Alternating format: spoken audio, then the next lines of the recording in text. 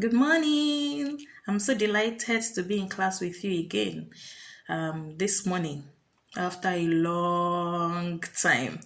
But we thank God because even though we are set apart because of the coronavirus, there is no news of coronavirus among us. It's just very necessary to keep ourselves away so that the disease will not be spread among us. But we thank God because there is no such news of corona among the teachers, not even among the pupils. We thank God for that, and I pray this morning that we will remain healthy. I hope you are very fine. Good to see you. Good to be in class with you again. This morning, I'll just discuss with us a particular topic, very interesting one. It's interesting because you're familiar with it at least. The topic is adjectival clause, and you're familiar with the word adjective. So it's a variant of adjective we are going to be discussing this morning. But as a reminder, before I continue with adjectival clause, I will discuss with you the adjective, the meaning of adjective, and the meaning of clause. Adjective, if you can remember very well, it's a word that we use to describe a noun, while a clause is a group of words with a finite verb. I hope you remember the meaning of your finite verb too. Finite verb is just a verb that shows number, it shows person, and it also shows tense. Now to our adjectival clause. Adjectival clause, as you know what an adjective is now, adjectival clause is a group of words we use to describe a noun.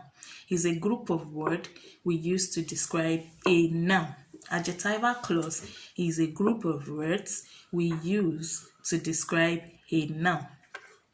Now, it's also important for you to know that an adjectival clause is a dependent clause. It cannot stand on its own. You remember your definition of dependent clause? A clause that is used as to add information to the main clause. The main clause is the one that can stand on its own. It's a group of words that make sense on its own. But a dependent clause or a subordinate clause cannot stand on its own. It only gives additional information to the main clause in the sentence. So, what we are discussing this morning, adjectival clause, is a type of a dependent clause. Now, it is also adjectival clause is also called a relative clause. A relative clause is introduced by relative pronouns. Relative pronouns, we have who, whom, whose, which, and that. Those ones we use them to describe a particular noun being talked about. Let's look at examples. Let's use who, for example. I can say the man who called yesterday is dead. The man who called yesterday is dead. Okay. The adjectival clause in that sentence, that's the sentence I just said. The man who called yesterday is dead. That is a sentence. What is the adjectival clause in that sentence? The one we use to describe the noun man. The man who called yesterday is dead. What is the adjectival clause we use to describe the noun in that sentence? Is the adjectival clause is who called yesterday. Which particular man are you talking about? The one who called yesterday. So we can see what an adjectival clause is now, and you can see the function.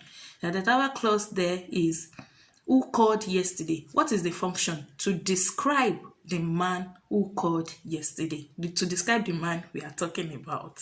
I hope you get that. Now let's use the word whose, relative pronoun whose, to form our adjectival clause. Whose. The boy whose pencil got lost has been crying since yesterday. The boy whose pencil got lost has been crying since yesterday.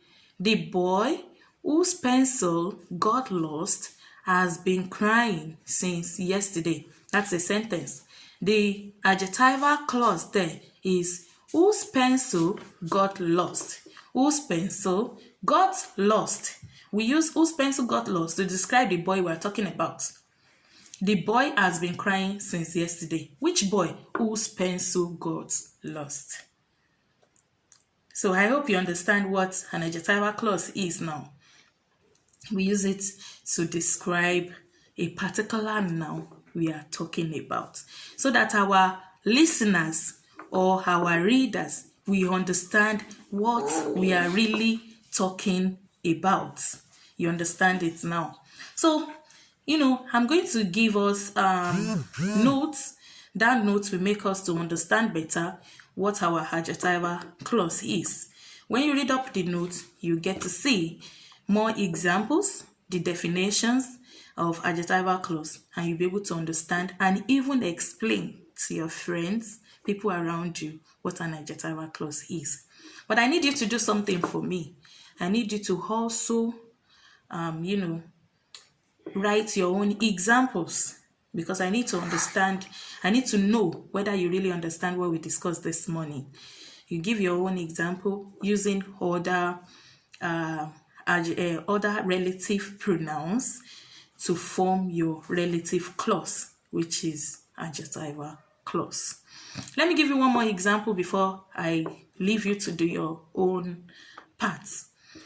I'm going to be using that. I'm going to be using that. Now, I want to use that to form an adjectival clause. Look at this example. The cake that I made looked like a superhero. All of us know superhero.